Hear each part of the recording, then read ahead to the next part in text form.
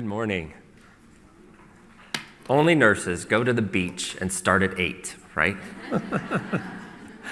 Well, you're in good company, and I'm so glad to see you all. As Terry said, I'm Dr. Josh Hamilton. I actually hail from Las Vegas, Nevada, so I had the luxury of driving here.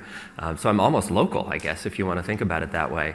But I want to thank NPACE and everyone for the invitation to be here, and thank you for coming out. I know it's still interesting times as we're trying to cast our crystal balls forward into what the autumn is going to look like in terms of the pandemic. So I know this is an important step for us to get back to in-person conferences. For me, it was an important step because I had to look in my closet and say, do I own pants? I've been doing this Winnie the Pooh thing, looking very professional from the waist up for about 3 years now. So I just wanted to show them off. I do have them. So good morning and welcome. I am here without a conflict of interest of any kind, I don't think. This afternoon or mid-morning, we're going to be talking a little bit more about pharmacogenomics, and I do actually do some consulting in that area. But for this morning's presentation, I wanted you to know that is the case, and I also do some key opinion leadership work for Alkermes and one of the new antipsychotic combo medications. So none of those things figure into our benzodiazepine talk this morning, so hopefully you won't sense any bias in my presentation. I trust you're here because you can read learning objectives, so I'm not that dude who stands up here and reads these to you, so don't worry about that part. But what I really want you to think about as we're going through our talk this morning is think about what's going on with the opioid epidemic. Think about what we've learned as we've tried to all get all hands on deck to figure out what we're doing with opioid overuse and misuse, and then think about the parallel problem that is benzodiazepine misuse and abuse.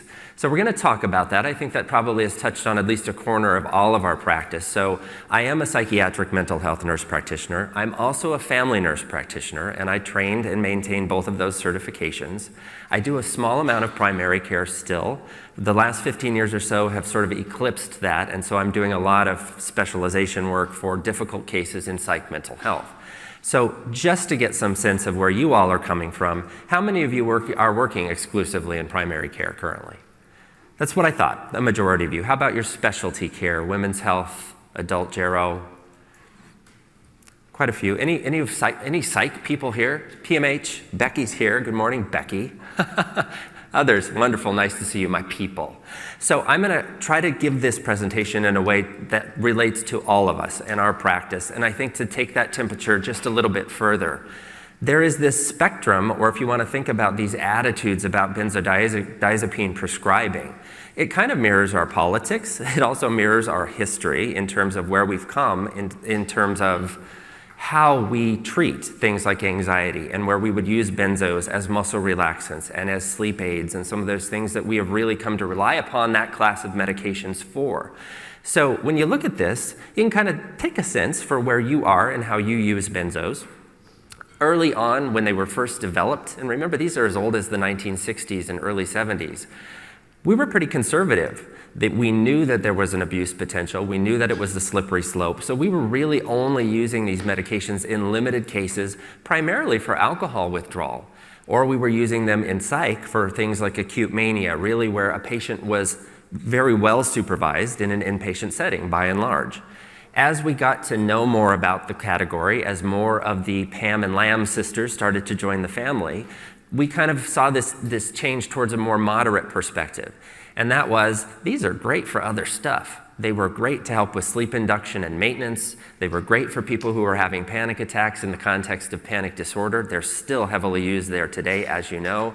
And we were seeing them used more frequently with other substance use and misuse problems, and particularly in supervised inpatient or day programs where a patient was detoxing and then coming into a rehabilitation situation. What's happened now in that sort of slippery slope is this more liberal view where we've got many different types of practitioners prescribing benzodiazepines for a variety of different situations and a variety of different diagnoses. So here we're using this inpatient, outpatient, ambulatory care, long-term, short-term. We're using it for all kinds of anxiety. We see it used inappropriately for first episode psychosis, even in those types of patients who have an extensive substance use disorder history. So they're used very liberally, and I think as you see us shift this sort of slippery slope, kind of helps explain why we are where we are today.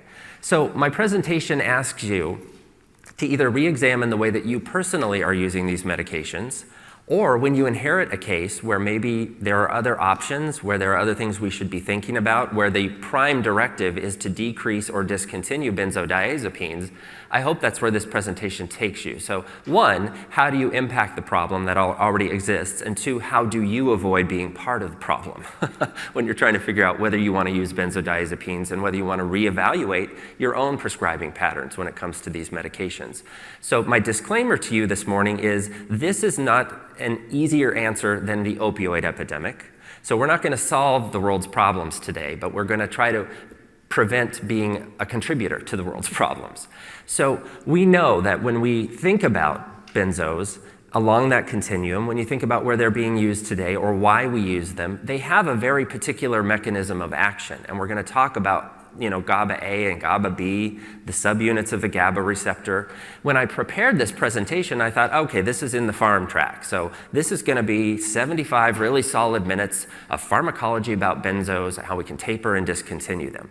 You're still going to get that, but as I really sat here and thought about assembling the slides, I ended up deleting about the middle third of the presentation because I think we really need to re-examine the reasons we use these medications and why they persist, why they're still, in some instances, appropriate options.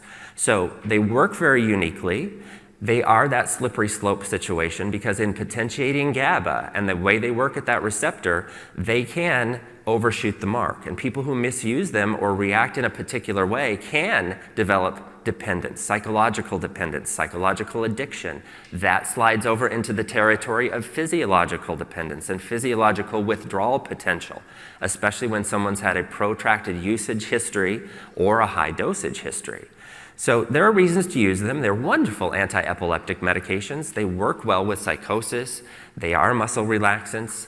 They are used for preoperative light sedation. When you think about the amnestic need for someone not remembering their colonoscopy, for example, they're great for that. They're wonderful sleep aids as well. Most of us have probably prescribed them for those sorts of issues. If you happen to work with substance use disorders or if you're working on a detox unit, remember that we have used benzos for a long time to blunt withdrawal effects from substance use. So those are all still alive and well. Those indications are still there. But by and large, what you're seeing these medications used for, and what they've been used for about 70% of the time, are the treatment of anxiety conditions and anxiety disorders. And that's where I, as a mental health provider, often end up talking to patients who are on these medicines. And I do still prescribe them, and I'll show you where and why as we go through. But they're wonderful for situational anxiety. They're wonderful for discrete situations where people become anxious. They're wonderful in panic disorder because they work quickly and they hang around for different lengths of time in the system, and that has to do with their very unique properties within the family. So all of those sister medications are different only in how quickly they begin to work and how long they work before they peak and then trough. And that has to do with lipophilicity and some of the lipid solubility, and I'll talk about those characteristics. But we're still using them for those reasons. When you think about anxiety in particular, which is where we're really going to focus this morning, there are better ways to treat anxiety and anxiety disorders now. And not everyone has kept up with that, and there's a really easy win just by saying, yeah, you're right, here's some Xanax, here's some Klonopin. It's going to help short-circuit that panic attack that you're having. And I don't know how you feel, if you remember when you were back in school. Two things when you did your psych rotations. Two things where the patient pathology was transmissible. So as much as you were uncomfortable when you sat down with that first patient who was having a psychotic episode, the second most uncomfortable situation for a psych nursing student is someone who's having an anxiety situation or a panic attack in particular. You want it to go away as quickly as the patient would like it to go away. So as prescribers, because of that transmissibility, it's really easy to say, a benzo will make this stop right now. We're not waiting 4 to 6 weeks for another option when you think about antidepressants for the treatment of anxiety disorders, for example. It works fast, it's in and it's out. You're out of my office, you're a pretty happy camper for the next couple months. But are you a happy camper 6 months from now? The answer by and large is no, and there are various reasons for that, and that has to do with the tolerance and the dose escalation that occurs, sometimes without our intervention or our advice. So, I am going to come at this from a primary care standpoint, I'm going to try to work through the number one indication, which is anxiety. So I'm going to take a moment to talk to you about the Diagnostic and Statistical Manual of Mental Disorders. Now, don't slide down in your chairs. Don't roll your eyes at me. It's one slide. Here it is. The reason why I think it's important to visit this for a moment is we've got to think about diagnosis. We've got to think about what we're treating, particularly when we think about the treatment of anxiety and where benzodiazepines may or may not fit. So there is a particular strategy. When you think about what the new DSM offered us, it's been around for about 10 years now. It came out in 2013. It was great. It's now an Arabic numeral rather than a Roman numeral. It was supposed to be more neurobiologically informed. That's what was important. It really supported our efforts to start to deconstruct these symptoms and these syndromes into brain circuitry. Where is the energy running amok? Where is the chemistry imbalanced? Where are there structural issues in the brain that are causing this anxiety? And then can we select a therapy, maybe a benzo or maybe something else, more rationally to actually look at that area of the brain? This is a terrific nosology. This is a nice way to think about it, but I will tell you the brain doesn't really give a flying fig whether there's a new DSM. So this is a theory, and if you find it useful, feel free to adopt this sort of worldview I'm going to use to go through both the neuroanatomy and the diagnosis of anxiety. So there are particular culprits when you think about what's going on in an anxious brain. And for those of you who have studied this recently, and for people like me, it's maybe been more like 26 years, there are some new ideas. So I'll just hit on this briefly so that we can kind of think about where in the brain you need to consider your treatment, where the zone is that you're trying to hit. And if a benzo is appropriate, then how do you use it to work in that area? So there's always been writing about the amygdala and how it actually ties in emotional sensations and emotionally salient stimuli for what's going on with that more reptilian brain, where the fight or flight response comes from, where both the anxious misery and the worry comes from. There's a lot of movement, but it's almost always triggered in the amygdala and the hippocampus. They play very closely together. That's where things like memory encoding and retrieval happens in traumatic syndromes. When you think about the seat of PTSD and flashback activity, that is a hippocampal function. When you talk about people who have had trauma and don't actually remember a narrative version of the trauma, but the body has encoded the way that trauma felt, that's the hippocampus doing its job. There's a memory encoded there. So when you think about how it felt and what it was like to be in the moment, particularly of trauma, and when you think about where the trigger zone is and where the emotion that comes from when you're experiencing anxiety, that's an amygdala function. There is this new area of research really thinking about the medial prefrontal cortex. That is where affect is modulated. So when you think about how people express anxiety and how they tend to self-regulate or not when they're anxious, there's a lot of study in the prefrontal, and I'll talk about some of those studies, particularly when we talk about social anxiety here in a minute. There is also a well-known loop. It's a feedback loop called the CTSC loop. It's the cortico-thalamus-striatal cortical loop, or the CTSC loop. It's called the worry loop. It's been studied really extensively for about the last decade, and it's a unique area in the brain with some unique chemistry. So when you encounter someone who's both anxious and worrisome, there are different ways to get at that CTSC loop. And I will tell you that benzodiazepines may not be your drug of choice when you're talking about a person who is anxious and worried. Not everyone resonates with the diagram, so I'll give you some pictures here. This is just a section of the brain. I thought this was interesting research. When you think about what's really going on, we've always talked about this chemical imbalance theory in the anxious brain. But it's more like a teeter-totter. There's a balancing act that has to happen in a brain that is anxious.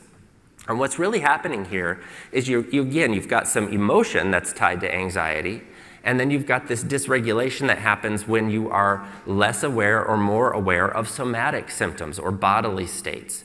So the areas that were really studied in this particular research talked about the insula and talked about the amygdala, two well-known areas, and then this is where that prefrontal research started to come in. So when you think about teeter-totters that are heavier down there in the amygdala with a lot of activation in the amygdala and the insula, that's an anxious person who is undermodulating their emotional centers. The teeter-totter is out of whack, and what you get is a lot of flashback, a lot of re-experiencing, a lot of being in that anxious moment. The body is very active. And there's a lot of undermodulation of the emotional response to anxiety. On the other side of that, when you see an anxious person who's got a lot of activity in the medial prefrontal and the anterior cingulate is also hot, you'll see that that teeter-totter flips the other direction.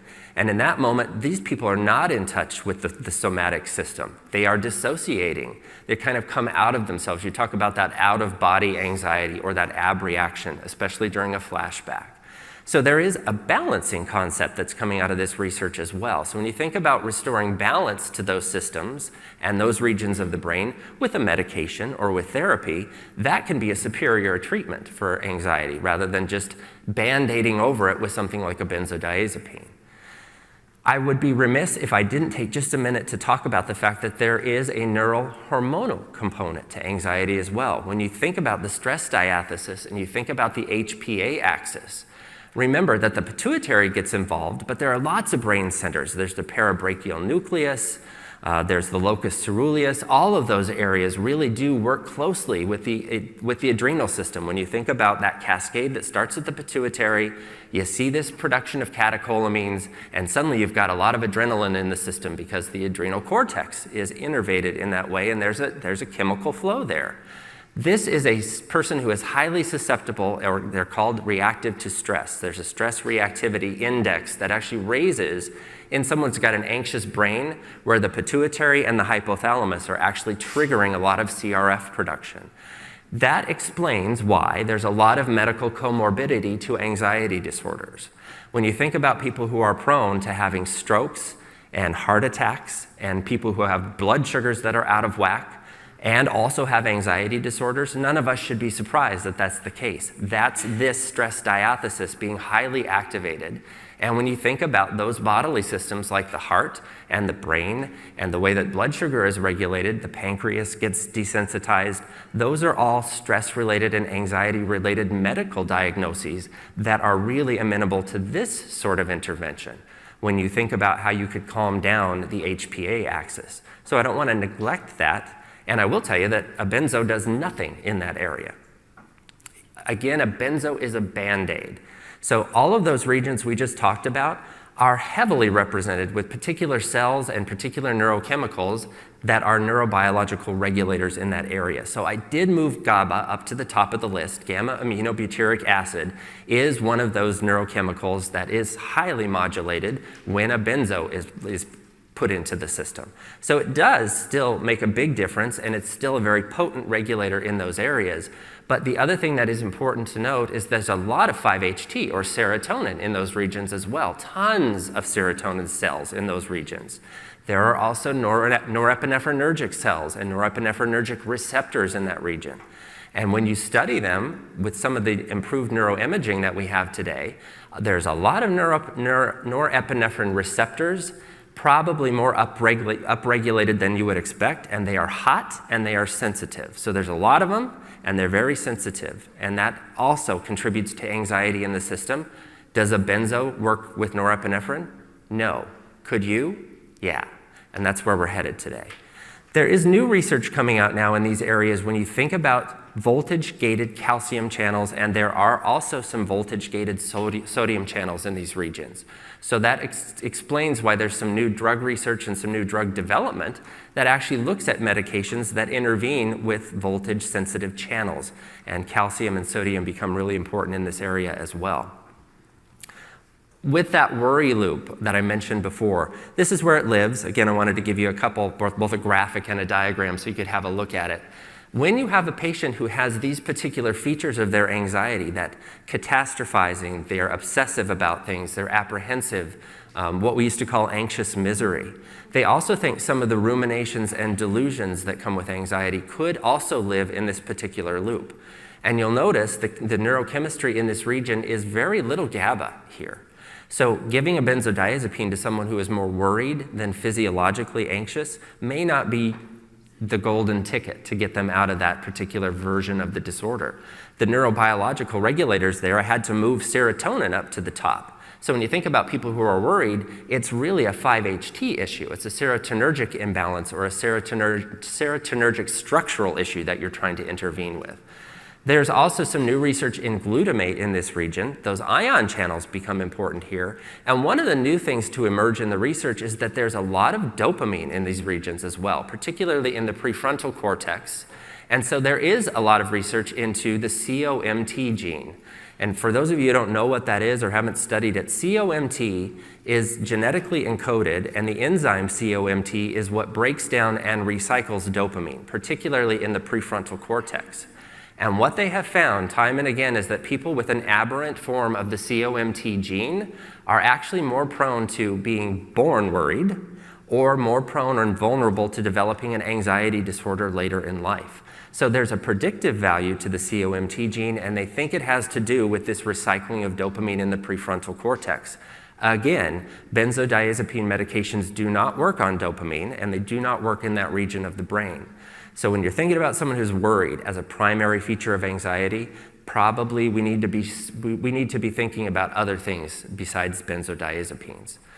So what I'm going to say here before I launch into pharmacotherapeutics is that benzos work. We know they work in a large cross-section of anxiety disorders, but when you think about the regions and the things we just covered in terms of neurochemistry and neurobiology and neuroanatomy, they work in very limited locations. And we have found over time two things about benzodiazepines. One, they certainly are a Band-Aid, and I've said that before. They sort of mask the underlying pathology. They bind beside the GABA receptor. They cause it to open up a little bit wider, so the natural GABA in the system binds more firmly and more effectively to that receptor. That doesn't correct any of the underlying neurobiology that's driving that anxiety disorder, so it's not reparative. Whereas things like the serotonin reuptake inhibitors, the serotonin norepinephrine reuptake inhibitors, some of the things on this menu for pharmacotherapy have shown to be, over time, neurorestorative and neuroprotective. So they actually begin to get at the heart of what's going on in those regions. So early on, they correct chemistry. But over time, they actually begin to show an influence on neural structure, the microstructure of the way those cells actually situate together and how they communicate with one another. So what I always say to patients, particularly when I've got someone coming in on a high dose or a moderate dose of a benzo that's no longer working as well, what I say is now might be the time for us to re-examine how we fix this, not just give you a reprieve until the next episode starts, because that strategy is falling short. We're not getting that traction as much as we used to. So what's underneath that Band-Aid that you've been applying for the last 5 years? Let's figure it out and get it fixed. So what we're going to start to need to choose from is, this is not a time to say, I'm taking your benzo away. This is a time to say, can we figure out what's going on and intervene so that you become well and so that you stop relying as much on your benzodiazepine? So in this list are the things you probably studied when you were in nursing school and in your nurse practitioner program. Serotonergics still live kind of at the heart of this because we know in all of those areas of the brain there are a lot of 5-HT neurons there. And we know we've got to crank up the serotonin. We're not just trying to correct a chemical imbalance. What we're really trying to do is make a genetic change. What we find in an anxious brain is that those serotonin cells that normally situate really closely together have actually been victim to either programmed genetic suppression or the way the world pushes in on us 24/7, the way this pandemic has washed over all of us. That can be enough to switch a gene off that causes those cells to shrink back away from each other. And the minute they stop communicating well, the anxiety goes through the roof, and not incidentally, the depression also onsets. This shared chemistry in those regions, many of them.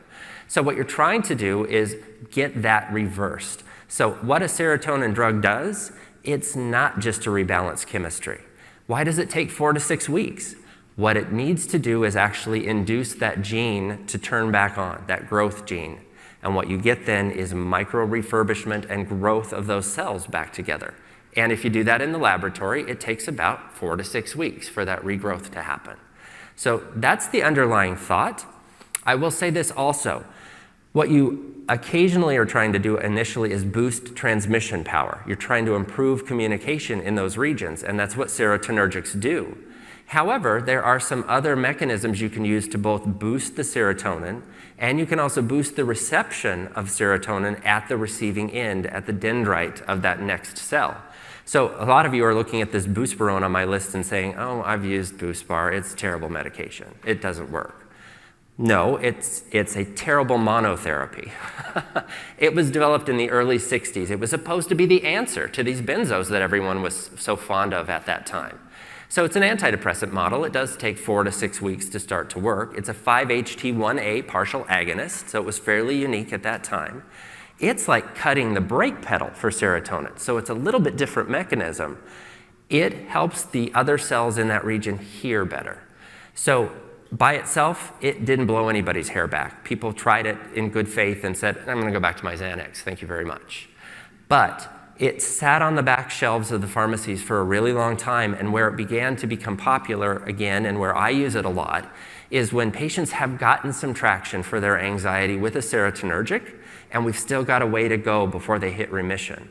So adding some Buspar in with a primary antidepressant works really well, and you have to start to explore the higher dosing ranges to get there. There are other 5-HT1A partial agonists. Many of you maybe know vilazodone or Vibrid. It works very similarly to Buspar, so theoretically it works for anxiety as well. Most all of the second generation antipsychotics have a 5-HT1A partial agonism as well. One that was studied almost exclusively in this area was actually called FAANP, and it works so well for panic and anxiety disorders because of that mechanism. So I would almost add second generation antipsychotics, some of them, to this list. You're looking now at noradrenergics on this list and thinking, isn't that like adding adrenaline to the system? Yes, but think about what's going on. There are 2 ways to influence the noradrenergic system. One is to block alpha-1 receptors. And if you think about where alpha-1 receptors live in the central nervous system, that is actually a direct blockade, and adding an alpha-1 blocker for someone who's got flashbacks or abreaction or re-experiencing, remember that teeter-totter out of tune? That can be a really potent way to calm down nighttime anxiety, flashbacks that occur in the middle of the night, people who have trauma in particular. So that's a direct blockade of the noradrenergic system. You can also use a norepinephrine transport inhibitor, and I'm talking here about serotonin norepinephrine reuptake inhibitors. You have to be careful with them because, again, this is an indirect effect that you're seeing. Remember, you've got a lot of upregulated norepinephrine receptors in the system. If you start to gradually bring in more norepinephrine, so there's more norepinephrine floating around in those regions, what's going to happen? The body always strives to be homeostatic. So what's going to happen is when the norepinephrine levels increase, if you can do it subtly, and maybe you're going to use my red italicized drug category here, maybe you're going to use a benzo during that time to keep your patient calm and in control for that 4 to 6 weeks, but you're going to be putting more noradrenergic tone into the system. Those upregulated receptors are going to say, the ratios are all off here, there's a lot more norepinephrine. Those receptors will start to downregulate. They will die off and not replace themselves. And at that moment, it's magic for the patient. They can almost tell you the day it happened. All of a sudden, the anxiety goes away. So you can actually use this more indirect approach to downregulate those receptors that are very anxious, very overrepresented, and very stimulating to the system. And notice I didn't say you can't use a benzo. In fact, it's on the list. You need to use it judiciously. You need to think about what you're trying to do underneath to start to repair the cause of the anxiety, but knowing you might upset the apple cart for the next 4 to 6 weeks. I do still sometimes use a benzodiazepine, and I'll tell you how I use them, but I tell the patient right up front, this is going to keep this a tenable plan for you until we can get things ironed out underneath all of this. And then at some point we can wean the benzo off and you're going to be much more comfortable and not reliant on a safety blanket or a rescue medication. You're just going to be less anxious. So that's how I sell that a lot of the time. There's also this top category, and I left it till last because it's probably new for some of you. To use an alpha-2 delta ligand in this area is a new idea. You're not unfamiliar with the medications. They are gabapentin and pregabalin, or Neurontin and Lyrica. They have been studied for years in Europe. In fact, there are some great European trials that have concluded that this is a government-approved intervention for chronic anxiety. We're not there yet, so this is an off-label indication in the US. Do we use them this way? Absolutely. Has gabapentin gotten a bad name? Yes, because it can also be misused. I will say that a lot of those studies that have said that gabapentin is a drug of abuse, if you look at those populations where they studied them, a lot of them are paracorrectional. I mean, in that population, even Wellbutrin is categorized as a drug of abuse. So take that with a grain of salt. What I will say also is that doses over about 12 to 1800 milligrams of gabapentin don't work any better. So if you're at that point and you're still not seeing an improvement for the anxiety, maybe abandon that strategy, wean back off. There is a withdrawal effect with gabapentin as well, but those are the ones that intervene in those calcium and sodium voltage-gated channels. So it's a little bit different way to look at the treatment. All right, bear with me, but I just want to sort of role model what I've been blabbering on about here for the last 20 minutes, and that is, let's come at this with a rational brain. Let's try to use the DSM-5, not with the goal of saying all humans need to fit in one of these 4 boxes. And unless you fit in this box, I can't use these FDA-approved medications to treat your anxiety. So I'm going to use the nomenclature that comes with DSM-5, but then I'm going to rationally walk you through how I think about that disorder and the symptoms that go with it and what you might want to consider to treat that kind of anxiety. And I promise I will point out where a benzo may be appropriate and how to use it. So bear with me, this is not a psych lecture, but I think this will be helpful to sort of role model what I've been talking about as your approach. So when you think about the first of the basically 4 remaining anxiety disorders, there was a big restructure in this chapter. When APA actually came at DSM-5, this thing broke down at APA into frank arguments and some fights, in fact, and I'll tell you where that happened. I got to be a fly on the wall for part of those discussions. But GAD, or generalized anxiety disorder, did persist. It is very common, and it's exactly what it sounds like. It is generalized, it is there all the time. It may wax and wane, but this person is generally keyed up a lot of the time. They may have triggers that cause things to become better or worse, but you think about just generally increased tone in a region of the brain. So when you consider your formulary for GAD, you need to consider a couple of caveats, and we're not trained this way. So when you go, well, I know I should start a serotonergic. I know I should come at this with something from the Prozac family. I should be looking at Lexapro or Zoloft or Paxil or Prozac. Yes, but you should also be willing to do 2 things differently. One is you need to explore the upper dosage ranges. And that's something that most people in primary care aren't comfortable with. If it's published and you're not quite getting an effect at 20 milligrams of Prozac and you cautiously go to 40, this is a patient, to get control of this, you may need to explore 60 or 80 milligrams of Prozac.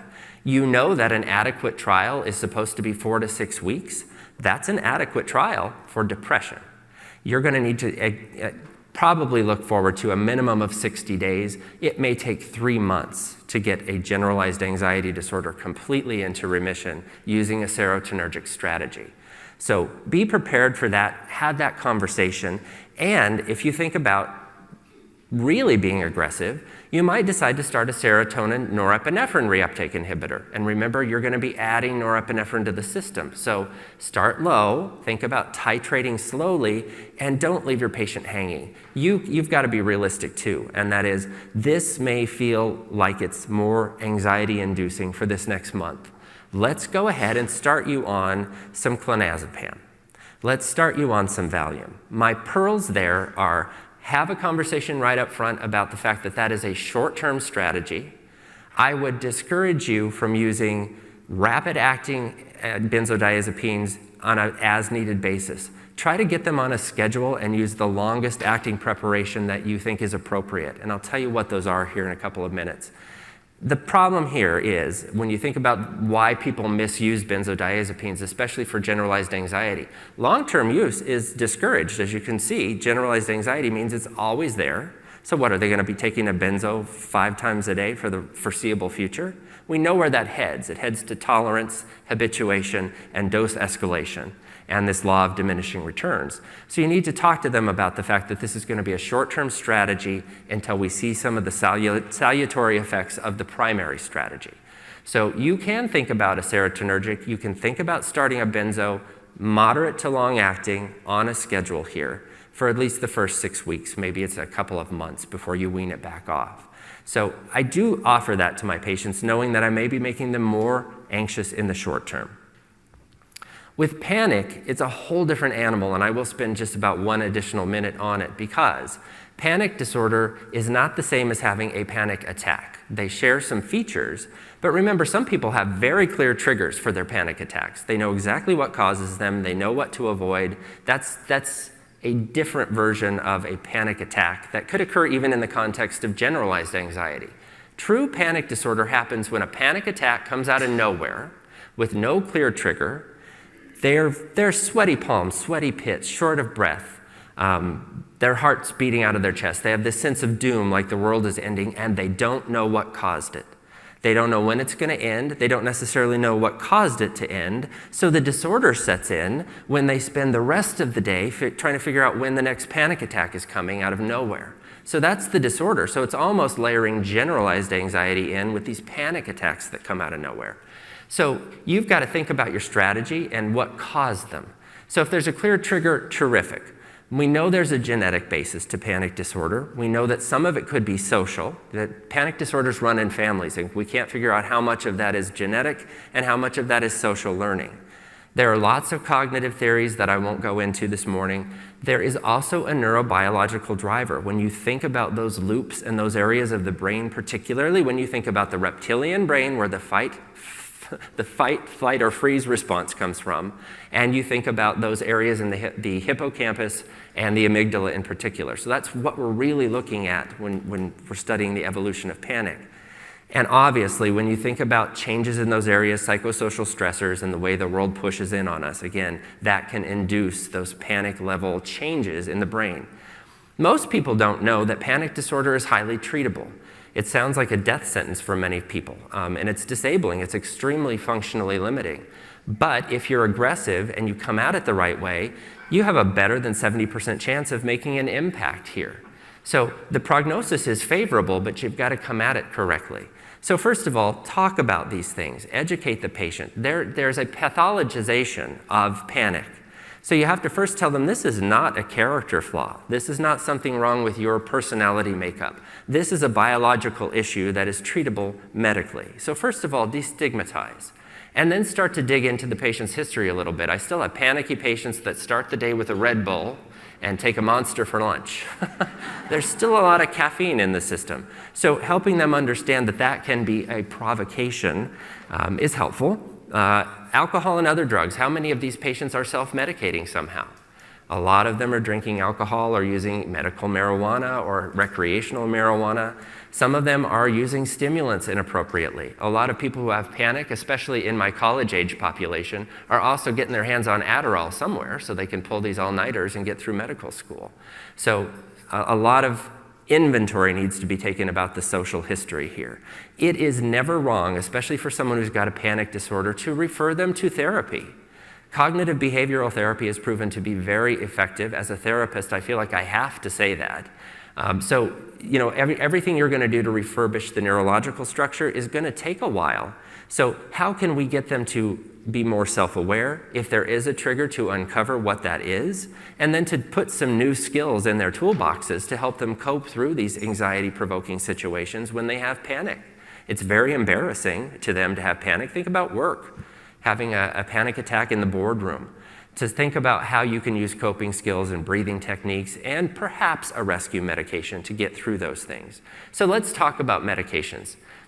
This tried and true strategy, and you're going to hear me say this for the rest of the day, get the serotonin boosted, try to get the norepinephrine receptors reset to a normal ratio. So SSRIs and SNRIs at those moderate to high doses are still a mainstay here. Rescue benzos, probably more often than not, this is where they get started. And this is where they never get weaned. And this is where the primary strategy is never refined and there's not an aggressive enough approach to get a patient into full remission from panic disorder. So again, you've got to follow these patients closely. I actually use psychometric instruments to actually say, let's measure your symptoms. Let's try to quantify where you are on this panic disorder scale. Use the PDSS, for example. It's available to you all as providers. You can get a quantifiable score that talks about the frequency and severity of panic attacks before you start treatment. And then you need to repeat that instrument as you start to try different things with pharmacotherapy. If you're not seeing more than a 50% reduction in that score within the first 8 weeks, you've got to be more aggressive. Response is not sufficient. You're trying to get this person into remission. So if you think you just give them a little bit of clonazepam and start them on 20 milligrams of Prozac and I'll see you in 3 months, that's not an aggressive enough strategy to achieve that 70% response and remission that we're looking for. So this is where you can try those strategies. If the antidepressant gives you a bit of a reduction in the PDSS score, terrific, but then you need to get it driven down as near zero as possible. So adding some buspirone, adding a second-generation antipsychotic if that's appropriate, trying to tailor the therapy a little bit. What if the person is good during the day, but they're that person that when they lay down in bed at night, the hamster gets on the wheel up here and won't get off, and that starts a panic attack at bedtime. Or the person who wakes up in the middle of the night in a cold sweat in a panic attack. Think about adding on a small dose of a sedating antidepressant. Use some trazodone or some mirtazapine. If it's a full flashback, maybe some prazosin, which is an alpha-1 blocker at bedtime, can really help to sort of tailor what's going on with that person. If you're not quite there, and this has been your formulary so far, you could add in a little bit of Neurontin or a little bit of Lyrica.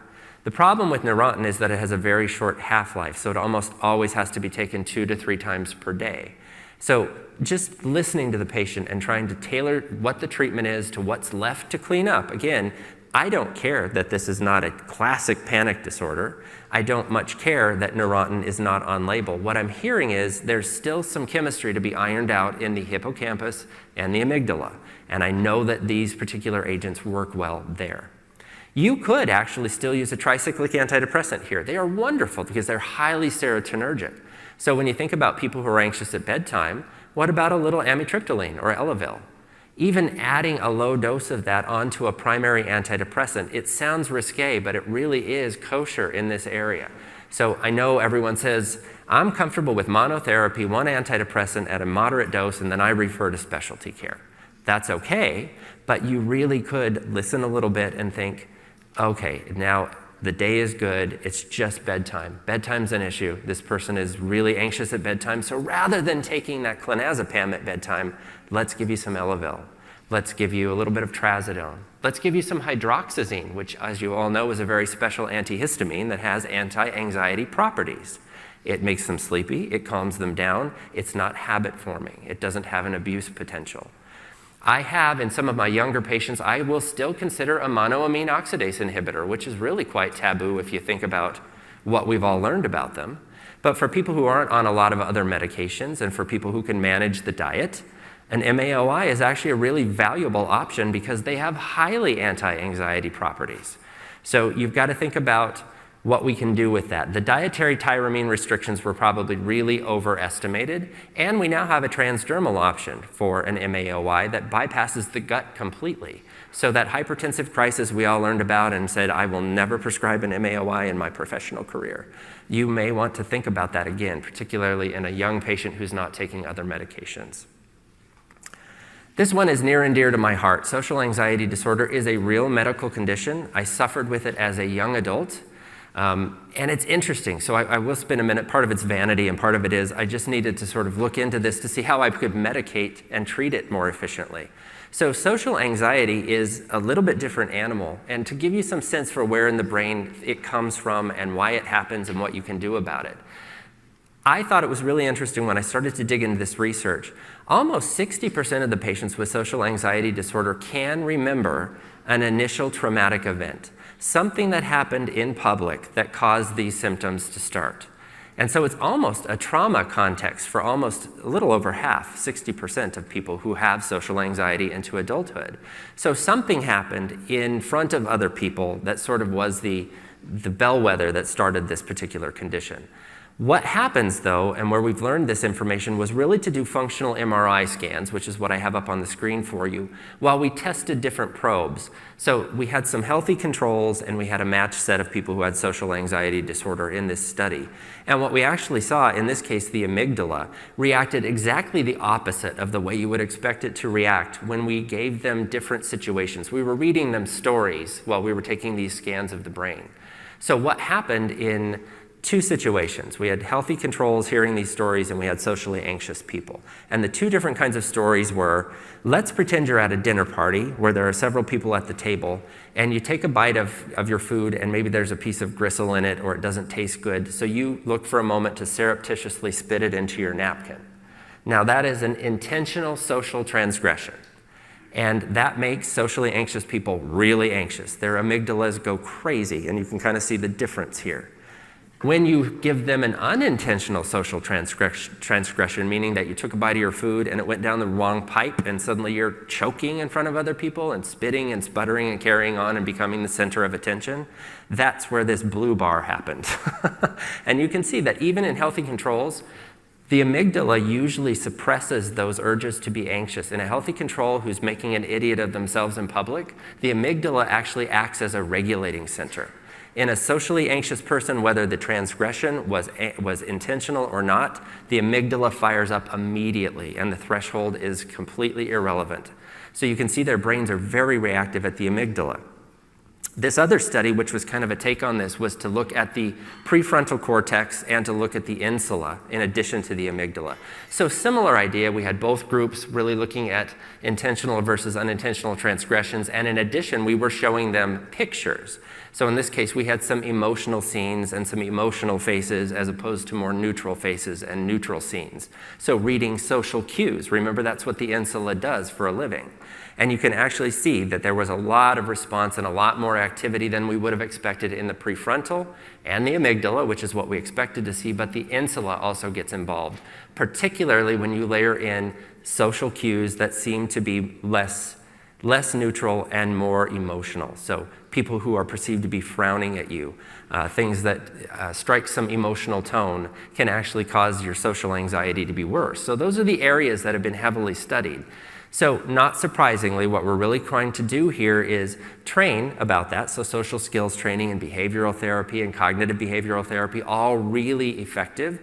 Those therapies have actually been shown on neuroimaging to affect those areas of the brain positively.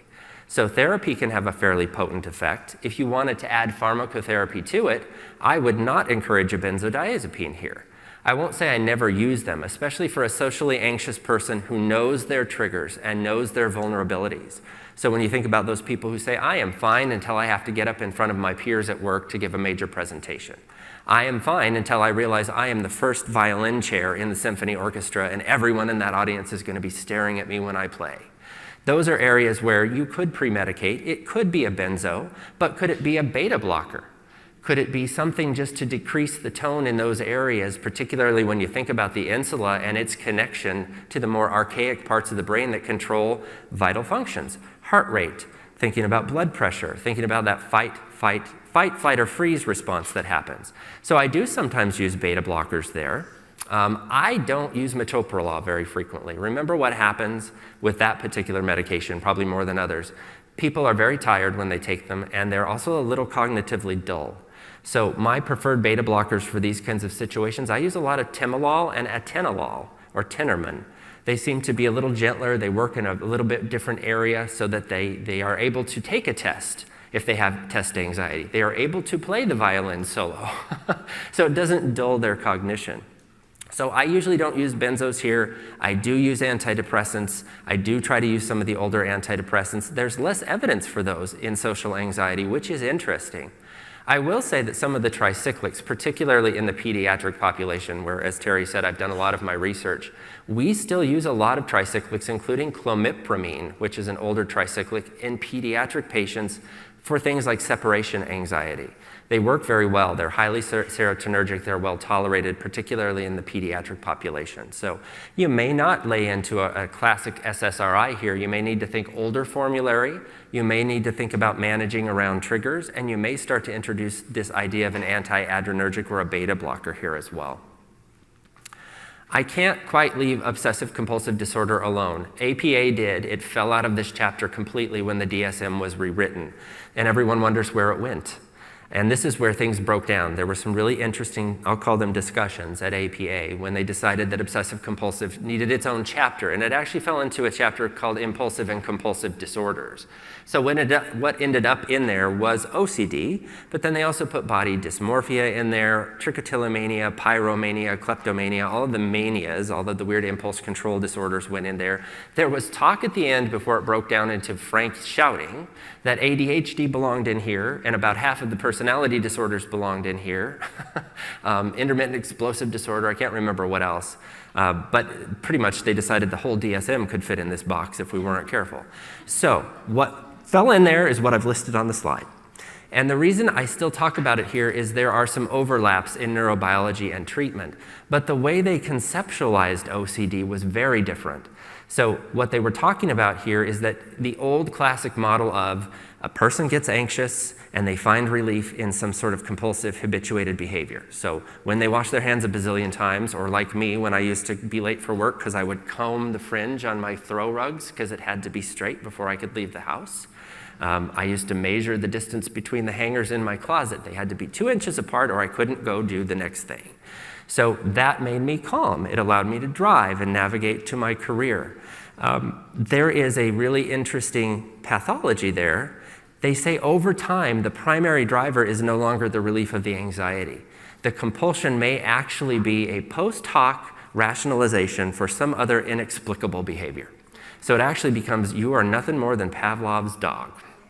So the chemistry is interesting. So I want to spend just a minute with it because we're still seeing some OCD. I still treat a lot of it, particularly in young adults. I see people who have learned to cope well with it until they've had a job change or some sort of situations caused it to flare again. So when you think about what's going on there, it's really the brain's inability to stop a behavior in progress, and it's an inability to prevent a behavior that it desperately wants to do. So again, it's a teeter-totter model, but some of the cells and the regions are the same. There is a really strong genetic component. This is where that COMT gene and the dopaminergic dysfunction becomes really apparent, so I wanted to pull it back in here. So there is a dopaminergic component. This is where the sigma receptor sort of got a little bit of resurgence in research. Sigma can control some psychotic features, and there is a dopaminergic interface there as well.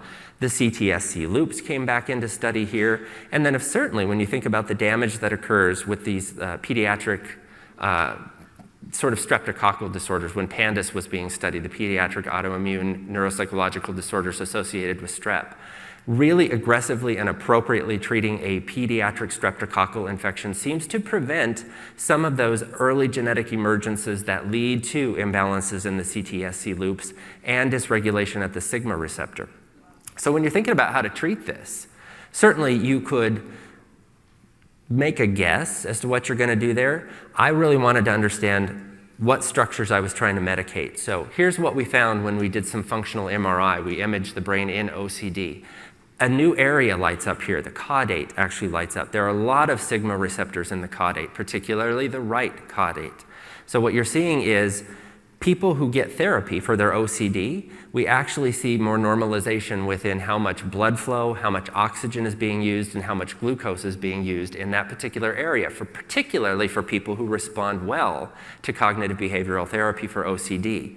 We saw similar results with appropriate pharmacotherapy, and by and large, that's going to be a serotonergic at a very high dose, or a serotonergic that also influences the sigma-1 receptor. So it's not quite the prognosis we see for panic. It's a 40 to 60% treatment response, but you're going to use a serotonergic. You're going to get this person involved with behavioral therapy or response prevention. I will sometimes use something like Zoloft. If I'm going to use a serotonergic, a high dose of Zoloft is good because Zoloft, if y'all remember, actually also influences the sigma-1 receptor, so it has a mild antipsychotic effect. If you remember, the drug of choice in America for OCD back in the day, back in the 80s and early 90s, was Luvox or fluvoxamine. It was very unique because it also highly influences the sigma-1 receptor. It's one of the more serotonergic. It fell out of vogue for a period of time. You may have heard its name mentioned recently again because it was also showing some efficacy for COVID-19. So it's hard to get your hands on it currently. Sometimes a second-generation antipsychotic that also touches the sigma-1 receptor, and then being attuned to the fact that if you don't jump on a pediatric streptococcal infection, you do see a higher incidence of OCD as someone moves into adolescence and young adulthood. So that was a whirlwind. I don't think any of you came here thinking you were going to get a best practices in the treatment of anxiety presentation this morning. But I wanted to model this sort of rational selection so that if you are treating anxiety, and I think we all are, that again, you consider a better approach, something that's more superior and evidence-based rather than using a benzo as carte blanche in your pharmacotherapeutic formulary. So this is what I tried to model going through these, is really think about the areas that are at most interest in these zones. Think about what chemistry is there, what cells and pathways you're trying to influence, and then match your pharmacotherapy to the person's symptoms. So I will say this also, no research has ever emerged that shows this to be a superior approach. It appeals to our clinical intuition, and it keeps you from falling into those boxes, that idea of, I have to get the diagnosis right, and then I'm only going to use the FDA-approved formulary for that diagnosis. If you're going to treat anxiety appropriately, and if you're going to avoid benzos and being a part of that problem, you can't limit yourself that way. I've said the word genetics a whole bunch today, and after we take a break, I'm going to focus extensively on pharmacogenomics and genetics. But I will say in this context, we still don't have a good genetic notion of what causes anxiety 100% of the time. There is no one gene that we can test and say, that gene is aberrant, she's got an anxiety disorder, and now I'll treat it very aggressively. There is a pleiotropy to this type of pathology. Pleiotropy means that more than one gene is implicated, and often it is several that have to sort of conspire to work together to create an anxiety disorder. But the thing about genetics is it can help us understand our treatments more effectively. So you kind of know the categories you might be wanting to deal with, but if you had genetic information on your patient, you could actually predict their response to the medications that you're proposing to use. So if you were to get some pharmacogenomic testing, you can understand when a patient comes in and says, I've been on all of the SSRIs and none have worked and I've had side effects to all of them. I have been on different benzos even, and some of them work better than others. Now, Xanax works great for everybody. I've always been taken by that. It's also the one that is, the car gets broken into at the park, and they don't take the purse, but they always take the Xanax. So they'll tell you this. So getting some genetic testing can help you say, aha, here are some options that are more compatible with you in terms of precision medicine for your situation. So as you're making decisions, this is a different way to think about that rational pharmacotherapy piece, perhaps with the exception of cost. When you think about what a patient has responded to before, what their family history has looked like, what 3 generations of anxious people in this family have responded to in terms of medication therapy. By and large, that is all going to be subjective information. And that's hard for me to act on. So I have added pharmacogenomics to a great number of my cases, especially those that are intractable or difficult to treat, because it is one of the few objective findings that you can get that will help you actually choose a more superior treatment or something that is more likely to work with fewer side effects for a patient. So if you're trying to wrangle them off of a benzo and they tell you they've already tried all of the serotonergics, taking a pause to re-inventory and maybe getting some pharmacogenomic testing can help you understand these 2 things. One, what is the receptor profile like on that brain tissue? Does the patient make any parking spots for the medication you're about to prescribe? What kind of serotonin reuptake infrastructure do they have up there? If they have an aberrant SLC6A4 gene, which is the serotonin reuptake pump, they're right. They're not going to do well on any SSRI. So knowing that and getting some genetic information can help you decide the what medication to use. And then in the same cheek swab, you can actually get information on the entire cytochrome P450 system in the liver. And that will help you determine, based on the metabolism of different medications, how much of that medication to use. So when I tell you to explore the moderate to high dose range, what is that for this patient? And it may be different for up to 50% of them. That dose range is going to be different than what's published in your literature. I pulled this pie chart out to help you navigate this territory. I think we've all been guilty of throwing these terms around a little bit. I think my patient is an ultra-rapid metabolizer. I think my person is a poor metabolizer. Your genetic testing will help you actually determine that for this patient and to navigate that territory of ultra-rapid to poor and everything in between. I pulled cytochrome P2D6 out, and that's what the pie chart is showing you. The reason I get really interested in 2D6 is probably about 90% of psychotropic medications rely on 2D6. Some of the benzos rely on 2D6. And you can see with my pie chart, only 56% of patients are right there in the extensive metabolizer category. Extensive means normal. That's the population that was used to establish the dose range that appears in your Hippocrates and your drug book. So for just under 50%, you're going to need to make a dosage adjustment that's different than what's published in your literature. So their high and low is different than what you know based on the books you're reading. So knowing that can really help you tailor that medication so they're more likely to stay on it and realize an advantage from it. If this is interesting to you, come back after the break. It's what the whole second presentation is about. All right, let's do it. Let's wade in here. Let's talk about benzos. Let's really lay into Mother's Little Helpers and figure out whether they're good, bad, or otherwise, whether we're going to use them. How many of you have prescribed a benzo? Just be honest. I'm putting my hand up too. How many of you are still fairly sure they have a role? Good, I'm glad to see that. When we tackled the opioid epidemic, did we extinguish the phenomenon of pain? No. Did we solve the code and crack the issue with chronic pain? No. So telling people, I'm not going to prescribe your opioid anymore, I'm going to put you into a detox program and good luck to you. And then you saw your patient satisfaction survey come back. Have we learned nothing from the opioid epidemic? So I'm going to tell you there are places for benzodiazepines. So I just want to give you some pearls and some things to think about, whether you're inheriting a case where you've got someone who's on 6 milligrams of Xanax for the last year, or whether you're considering whether you would like to use a benzodiazepine appropriately. There is this risk of dependence, again, because of the way they work.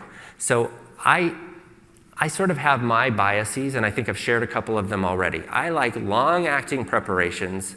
I like them given on a schedule. I'd like to take away that guesswork for people who are trying to figure out what is appropriate for their PRN dosing. And my bias is, you may have sensed it already, I hate alprazolam. It works too fast, it hits too hard, it's out too quickly.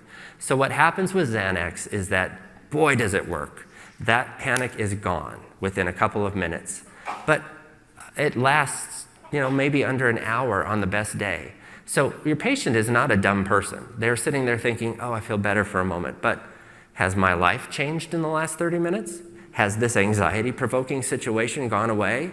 I don't want that to come back. I'm going to sneak and take my next dose early. Or I'm going to take an extra one today. And suddenly, your little 0.25 Xanax that you confidently wrote for this patient, when they come back, they're taking 3 milligrams and they are asking for early refills. It's one of those things where don't make the patient the bad guy. Say, we're going to use something longer acting. Let's use some clonazepam. Let's even put you on Valium. It lasts for 12 hours. And it doesn't hit you so hard it makes you sleepy and loopy so you can continue to function. You're going to take 2.5 to 5 milligrams of Valium every 12 hours until your other antidepressant starts to do the job, or until we get that right for you. So I try to avoid short-acting forms. I try to avoid PRN dosing unless there's a discrete situation, a known trigger that the patient can pre-medicate for. If you've got a person who's got a history of addiction, you've got to evaluate, is that a current problem? How florid is that addictive behavior? They do feed into each other. They do support each other. Taking a benzo with alcohol can kill you. So you've got to evaluate that along with the fact that many of our patients are also taking opioids. So there are additive effects and respiratory depression considerations, and there are drug interactions we've got to talk about, and I'll get to those here in a moment. The reason why we have these issues, and the way they've been known these are issues since these medicines were developed in the 1960s and 70s, is because they work so uniquely. They capitalize on this large amount of GABA that's already in the system. So they attach to the modulatory site, and what I used to tell my students is that's just basically saying that this particular drug your benzo is going to sit on the thumb of this receptor and open its little fingers so that GABA fits perfectly. It potentiates GABA. It doesn't put any new GABA into the system, but it opens that receptor wide so that it works really well. And what that does is generally soothe the neurobiology of the system. So what you get is decreased neuronal firing, decreased strength of firing, and decreased frequency of firing. And that soothes the entire central nervous system. Their pharmacokinetics, they're absorbed quickly. Almost all of them are absorbed anywhere from 5 to 30 minutes. If you are trying to bypass the liver and get the effect quickly, a lot of patients are prone to the first pass effect, or they're taking other medications that are competing for metabolic pathways in the liver. So there are some sublingual formulations of your benzos. We've got Ativan that way, we've got Xanax that way, there are even Klonopin wafers now. So if you're worried about the liver, if you've got a person who's got cirrhosis or their interactions, some of the sublingual formulations do work pretty well. The only big difference between these is how quickly they begin to work and how long they hang out in the system. And that has to do largely with lipophilicity or lipid solubility. So when you look at the similarities and differences, that's really the biggest consideration, is how quickly they act, how quickly they peak, how quickly they are metabolized and eliminated. So they're all metabolized by the liver. We do often use them with people who are on multiple medications. Some of them actually have liver damage. Some of them are elderly. Polypharmacy is an issue. So if you're working with the older population, and again, these are highly discouraged in the older population, but you've sometimes got special considerations like cirrhosis. You can use this acronym LOT. Stands for lorazepam, oxazepam, and temazepam. Those are the ones that go through the liver by glucuronidation, so it's a different metabolic pathway. So they don't form active metabolites. They really don't have a lot of drug-drug interactions. So those are the ones you're going to want to use for your older patients or those who have had liver insults. You've probably heard about benzos versus non-benzos. So here's the difference. It's really the alpha subunit that they attach to. So the ones that only attach to the alpha-1 subunit are our sleeping pills. So these are the ones that make you tired, but they don't have that anxiety-reducing effect. That happens when they actually bind to the alpha-2 subunit. So a true benzo actually attaches to both, which is why they're great sleep aids, and they also reduce anxiety. A non-benzo is one that just attaches to that alpha-1 subunit and makes you sleepy. I put on here that alcohol also does that a bit, but that's going to have to be a presentation for another day because I'm starting to run low on time. I'll give you a couple handouts here, or at least slides that you could print and put in your pocket if you think this is useful at all. This spells out for each of the Pam and Lam gals, the sisters in this category, how quickly they begin to work, how long they last in the system, and when they peak and are eliminated. So if you're thinking about tailoring this so that it is intermediate acting for the patient and so that it is well tolerated, this will be a chart that will help you make that determination. The other thing you may want to do, particularly as we start to talk about reducing benzos, is to do some switching. So if a person is on a short-acting benzo and you want to get them on a longer-acting benzo in preparation for a taper and possible discontinuation, these show you the equivalence between the common benzodiazepines. So if you're going to switch someone from Ativan to Valium, for instance, you're going to use 5 milligrams of Valium for every 1 milligram of Ativan. That's how this chart works. So hopefully you'll find that helpful.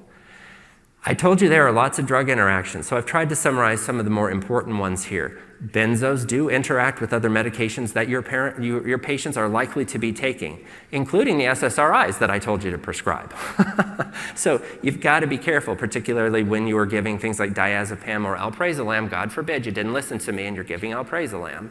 You've got to be careful adjusting that dose will be affected if someone's going to be taking things like fluoxetine or fluvoxamine in particular. So this is another helpful sort of cheat sheet to help you make those adjustments, or just use your interaction checker. I come from the old days when we used to have to leaf through a book to find this stuff out. I thought this was interesting. When you're trying to get to the heart of the benzodiazepine epidemic, there were 2 studies that sort of came out that I was starting to read as I put this together. So the first one, I'll just read it to you. The one from the Archives of General Psychiatry said, most clinical trials with placebo have found little evidence for preference of benzos over placebo. That was an interesting assertion. And then this one that came out in the Journal of Clinical Psychopharmacology said that even for people who are substance abusers, they are taking fewer benzos than prescribed, they rarely become dose escalators, and they tend to decrease rather than increase their own doses. So I thought, well, why are we in the middle of an epidemic? I looked at the years on these. The first one was published in 1986, and the other one came out in 1992. So you can see that these were not particularly prescient in terms of what happened after that. So when you look at overdose deaths since then, and unfortunately this chart hasn't been updated recently, I did look at 2020 numbers, and this has gotten actually exponentially worse in the years since 2015. That is just not the case. We're seeing lots of overdose deaths, and a lot of them are happening because we have patients who are combining benzos with opioids. That seems to be the magic recipe here. So I'm not here to tell you there's a benzo-free world ahead of us if you just realize my vision. I'm here to tell you we need a harm reduction strategy so that we can slow this curve of overdose deaths. So there are still times when we will rush a patient in and we can do an ultra-rapid inpatient detox. That is not as common as it used to be. But what we can all do is think about what is the strategy to refurbish the structure and get at the heart of the anxiety, and then can we slowly start to taper that benzo to a longer acting form at the lowest possible dose, and maybe, just maybe, get it down to the fact that it's only used once a day, maybe once or twice a week. Can we get it to that PRN dosing in a responsible way? Because the patient will not be as anxious as they were. I think we have to redouble our efforts to make sure patients know that these medications will kill you if you drink them with alcohol, if you use them with an opioid, if you go out and try to use your chainsaw after you've taken your Valium for the night. And the other thing that's happening, I think is important for us to all note, is that these are not little grandmas out in shady little alleys exchanging a baggie full of Ativan. These are well-meaning, kind neighbors who happen to have a truckload of extra benzos and opioids in their medicine cabinets because we've been so liberal in our prescribing. So this is, a little old lady going next door for a cup of sugar and an Ativan. It happens, and we have to remind them that that was not the intention. Participate in your drug take-back program. Just eliminate that tendency to be kind and well-meaning and actually contribute to the problem. There is actually a DSM-5 diagnosis of sedative, hypnotic, and anxiolytic use disorder. I lied to you. Second DSM-5 reference. But I think this is really helpful. So these are the criteria. If your patient is actually doing 2 to 3 of these things, these characteristics, they can actually be diagnosed with a sedative, hypnotic, and anxiolytic use disorder mild. And if they're doing 4 to 5, it's actually moderate. And anything from 5 to all of them is a severe disorder that is actually diagnosable and treatable and billable if you're going to try to get them into a taper and discontinue pathway. So I'm going to talk to you for these last few minutes about a taper and discontinue pathway. Where this gets dicey, it sounds pretty simple. Let's get them on something more long-acting, and then let's come with a dose taper strategy to try and get them at that lowest dose. It's really hard to tell what symptoms that are going to start to emerge as you do that are withdrawal symptoms and which ones are just a re-emergence of the anxiety disorder that was below that Band-Aid the person's been wearing for the last however many months or years. So inventorying before you start this, what the anxiety disorder was like before the benzo was prescribed, so that you can kind of tease out which of these symptoms that the person is showing are normal withdrawal symptoms that will probably be resolved in a few weeks versus those that show me that my new treatment for the anxiety is not working and that we need to be more aggressive. That gets harder because some of these withdrawal symptoms can go on for quite some time. And so you can see some of the motor symptoms and some of the perceptual symptoms, including some of the cognitive symptoms, can go on for up to 6 months or up to a year or more. A couple of these can be permanent. If you've had someone on a high dose of a benzo for a long time, and even though you're doing a dose de-escalation, they gradually recede over a year, but occasionally some of those motor symptoms, like this weird phantom pain, weakness, and tension in the body, those can be permanent. So it is important to consider those things and not to be too aggressive or mathematical if your person is starting to show some of these symptoms. You can use scales. I'm really fond of scales in psychometry. So there are 2 withdrawal assessment scales. One is the CWA-B. You're probably all familiar with the CWA-AR for alcohol. The CWA-B has been around for a while. Based on a Likert, the scores go up to 80 for this particular one. You could also use the BWSQ, which is, again, a Likert-rated withdrawal scale, and that one goes from 0 to 40. They're both validated. Here are my pearls, though. It took your patient quite some time to get up where they are in terms of their dose of benzo, where they are today. So don't be any more aggressive about discontinuing than you were for that escalation pathway. It could take several months, and you have to be willing, and they have to be willing to hang in there and be patient with you. And as I said before, try to get them onto something longer acting, on a schedule, and then think about a 25% dose reduction every 1 to 2 weeks. However, if you had a very high dose user for more than 8 weeks, then you're going to want to be even more mild and a little bit more conservative with this approach. So maybe only a 10 to 25% reduction every 2 to 4 weeks, or at least take 6 months to do it with a little bit slower, more thoughtful and methodical de-escalation.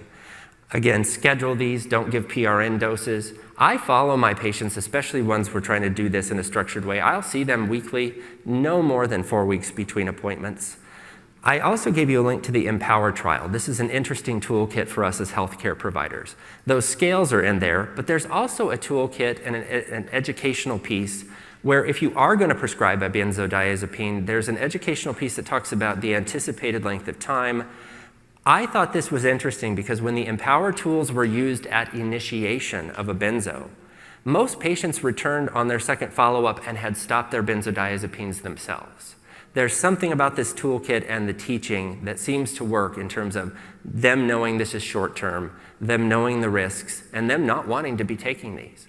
So if you're doing a good job managing the underlying condition and you happen to use some of the Empower materials, your patient will often taper and discontinue their benzos themselves. The other pearls I have is that you've just got to be attentive. If you see withdrawal symptoms sort of clouding the picture, the answer is not to increase the dose of the benzo. Think about blunting the withdrawal. Think about what's going on with those pathways resetting or needing more attention. So this is where you can bring in some of the anti-epileptic medications, some of the alpha-2 agonists. I use a lot of clonidine in these instances. Hydroxyzine to help with sleep. They've used Tegretol, pregabalin, or Lyrica can be helpful to blunt some of those withdrawal symptoms. Get them a referral to a therapist. Get some cognitive behavioral therapy. It's important to have some tools in the toolkit, especially as you're withdrawing. Put your instructions in writing. Handouts are really important. Sign a treatment agreement. We're doing that with the opioids now. It is best practice for benzos as well.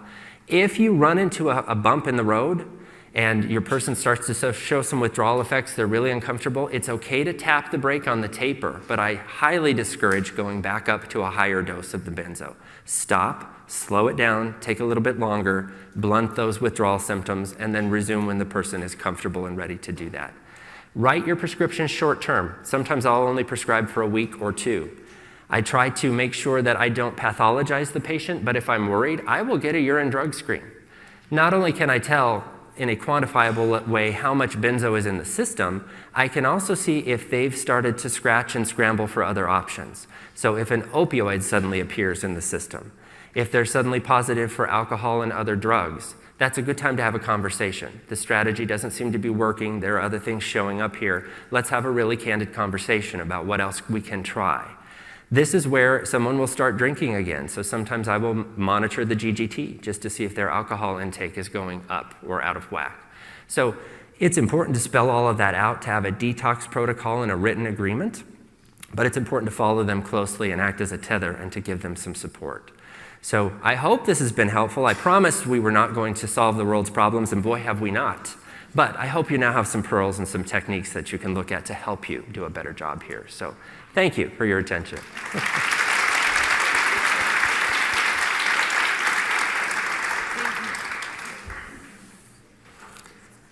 Thank you very much, Dr. Hamilton. We've got a few questions that have come in. We've got about 7 minutes for them. Sure. So the first question is just about whether insurance companies are covering that genetic testing, specifically Medicare. Yes, they are, and I promise we will take that one up in the next session, but Medicare in particular has been very kind with pharmacogenomic testing. Most of the Medicare patients, especially for the 4 big labs that are doing it, are paying $0 out of pocket for the genomic testing. Wonderful. What is the dosing for beta blockers for social anxiety? What do you like to use, and what is the starting dose for you? I usually start at about 30% of what I would use for hypertension. And then I go up until symptoms are controlled or until I've got a drop in blood pressure, particularly orthostatic blood pressure. So start at about 30% of what you would use for hypertension. Great. Would you start Buspar and an SSRI together, and how long does it take for Buspar to work? I have done that, especially for patients who have tried one or the other separately. So be careful as you're instituting them both together if the person isn't primed for an SSRI already. So if say you were going to start something like Lexapro and Buspar, I would start at the lower dose of the Lexapro, usually 5 to 10 milligrams, and then the Buspar you've got to be pretty aggressive with, but again, bring it on slow, and so maybe you want to start with just 5 milligrams twice a day. Buspar still comes as the divvy dose. The person can still break the tablet with their fingers. They take half in the morning and half in the afternoon. You're probably going to end up on a moderate dose of both, but remember in the early phases you're trying to prevent serotonin syndrome, which can be pretty uncomfortable. So prime the pump slowly, particularly if you're going to start a two-pronged, more aggressive strategy at the same time. And the onset for seeing results? The onset, yes. So most people are going to see a little bit of an uptick. Usually with Lexapro, for my example, Lexapro works faster than most SSRIs. So they may see a little bit of an improvement as early as 2 weeks. Classic SSRIs, you're going to see probably more of a 3 to 4 week onset. You can't really evaluate it until around week 5 or 6. The same is true of Buspirone. Great. All right, we have one additional question. You noted the importance of GABA in the anxiety pathway. Do you ever recommend GABA supplements, or do you have patients who have had success with them? Also, do you have any success with magnesium as a supplement in anxiety? All of the above, definitely. Functional medicine practitioners will almost always start with some magnesium. There's also a really interesting and compelling body of research for passion flower, particularly for panic and generalized anxiety. There's actually a dosing recommendation for passion flower with some exogenous GABA. Remember, the issue isn't that you don't have a lot of GABA in the system. The issue is that you don't have a potentiated receptor profile. So you can absolutely use passion flower and some exogenous GABA. Magnesium does help as well, particularly with some of those sodium and calcium gated channels, because magnesium and calcium do interact. There's a balance there. So those are all evidence-based strategies. The weakest evidence is actually the exogenous GABA, but there's good evidence for the other two. Okay, and just one final question popped in. Do you ever use Buspar PRN? Buspar has shown no efficacy PRN because it's one of those that it's almost like you have to treat it like an antidepressant. It's important for it to be taken every day on the prescribed schedule. So I don't. All right, thank you very much, Dr. Hamilton.